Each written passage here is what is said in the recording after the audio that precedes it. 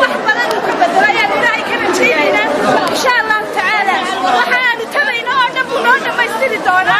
عيدا كيس صلاة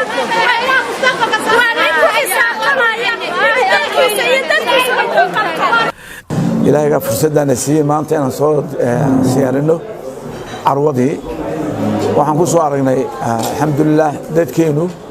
وفيري كرييتيف وضد حصول صاري كرا وحبضوا الدي بدي نوعي ماده أي هذا الشركتين المسميين لقوا حب بعين على سيو على بعين هاي إن وفي فكرة كنا وحيالها يكون هرمرين ودمدن سعوديس إيشيا مثلا ساوث كوريا تايلاند هونغ كونغ سنغافورة واحد ليت تايجرز ليلاه waxay ku hormareen waxa weeye markuu qofku fikrad keeno dawladda ayaa ka bigirtay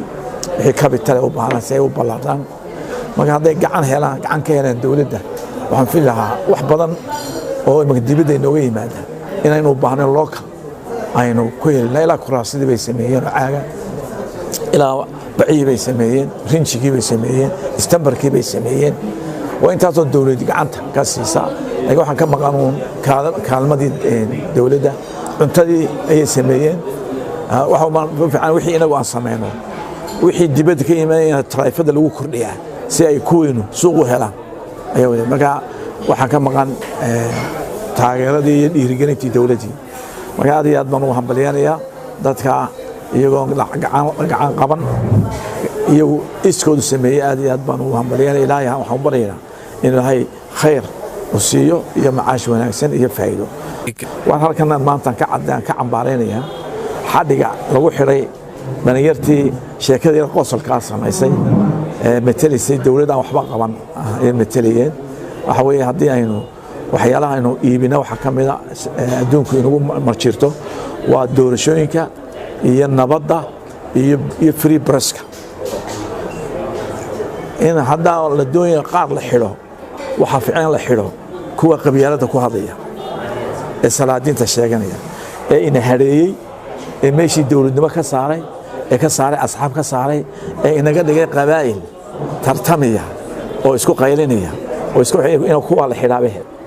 laakiin inama yaryar oo dhalinyaro ah oo riwaayad yar qosol sameeyay marka la yaa waa la xidhay de waa xorto qowlkiiba meel ka dhacayna dastuurkeenu uu ka soo horjeedaa waxaan leeyahay madaxweynaha waxaan ka codsanayaa in dheereeyta la soo daayo xarigaan loo aabayeelina in la joojiyaan leeyahay madaxweynaha waxaan nagu canaantaa Soomaaliland ma leh macaarid xoog leh ayaa lagu caaya waxaan u sameeyaa maaliin buugan akhriye wuxuu sameeyaa nabadgelyada ilaaliyano hostage buu yihiin nabadgelyada buugan markaan la soo saaro Soomaaliland ka sheekeynaya hadduu madaxweynaha la garan waayo in nabadda la ilaaliyo wanaagga Soomaaliya ilaaliyo wixii markaa waxa weeye caruurta maanta halka taagan ayaan tacabkooda khasaarinna waxaan ka xusayn madaxweynaha ha joojiyo dawladdiisana xadhigan aan loo aabayeelin ciddi joogtaaba la xiriyo wax Soomaaliya u soo dagaalantay maaha wax dastuurkeena qoriya maaha waxaan ka codsanayaa madaxweynaha dalkan waa la wada leeyahay talada maanta adaa lagu doortay laakiin ma aha dalku bakhaar la leeyahay maaha sida yoosha ka yeelisid maaha ha iska daadin baan leeyahay madaxweynuhu sharafta ee lagu saaray ee lagu doortay ha iska saareen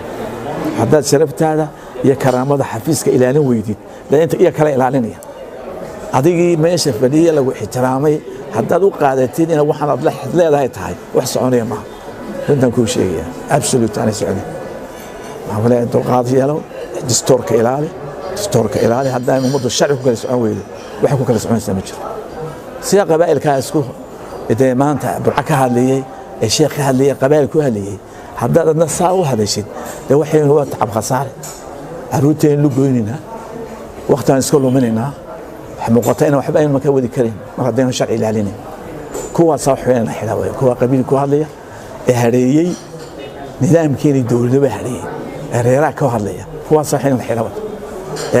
incitement ka sameeyaa qabiil ku hadlaya